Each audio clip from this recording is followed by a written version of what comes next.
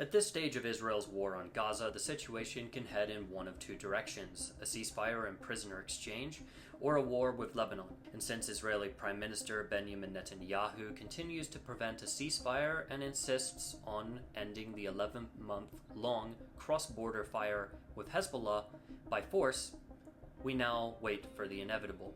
If we take a look back at the trajectory of the war in the Gaza Strip, we can extract from Israel's military maneuvers that there has been no clear end goal. While Israeli PM Netanyahu vowed total victory back in July when addressing the US Congress, his own military spokesperson, Daniel Hagari, has admitted that defeating Hamas completely is impossible.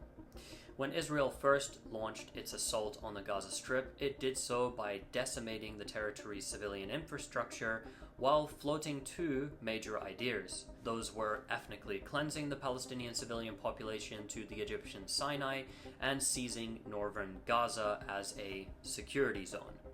During its initial bombing phase of the war, the Israeli regime instructed the people of Gaza to flee from the north to the south, yet bombed those same displaced people as and when they fled. Its ground invasion then came and targeted the north, with the main target being Al-Shifa Hospital, where Israel claimed Hamas was operating headquarters. Once this was proven false, Israel's campaign of targeting hospitals continued, regardless and with US support. After a brief pause in prisoner exchange, suddenly Israel was claiming that the real Hamas HQ was in Khan Yunis, which was also a lie, and the Israeli military achieved nothing there. Following this, the Israeli leadership claimed that the Hamas HQ was actually in Rafah in the southern Gaza Strip, and that they needed to invade in order to win the war, but held off for around 5 months from actually invading it, knowing that they would not actually achieve victory there. So, until Hamas accepted a ceasefire agreement on May 6, Israel had been invading and reinvading areas of Gaza, inflicting civilian massacres with little to show militarily from their campaign in the middle and north of the Gaza Strip. On the same day that Hamas accepted the ceasefire, Israel invaded Rafah and rejected the ceasefire agreement.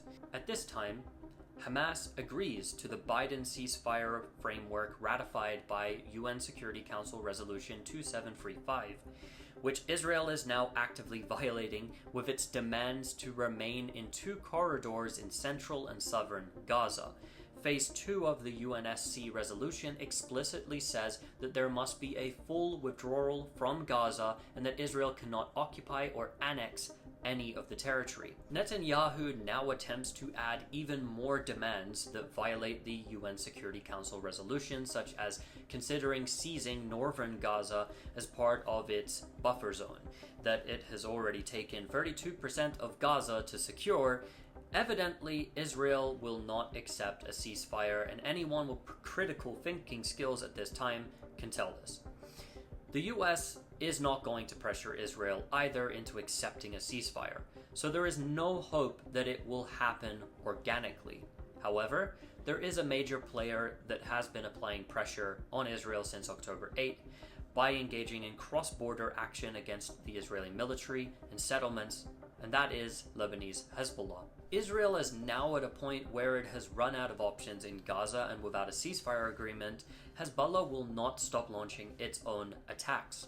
Therefore, as it has been threatening since the first few months of the war, Israel is now seriously considering expanding its war and opening a front against Lebanon. It seems as if Israel may have been hoping to trigger a large enough retaliatory series of strikes from Lebanon and Iran with its assassinations of Hezbollah commander Fuad Shukr in Beirut and Hamas leader Ismail Haniyeh in Tehran, which may have been used as a justification for escalating this war. However, neither Iran or Hezbollah have given them such an excuse. This may be so that Israel is forced into a position where it must be the one to initiate the unjustified war, which Hezbollah and its allies can respond to as the defenders.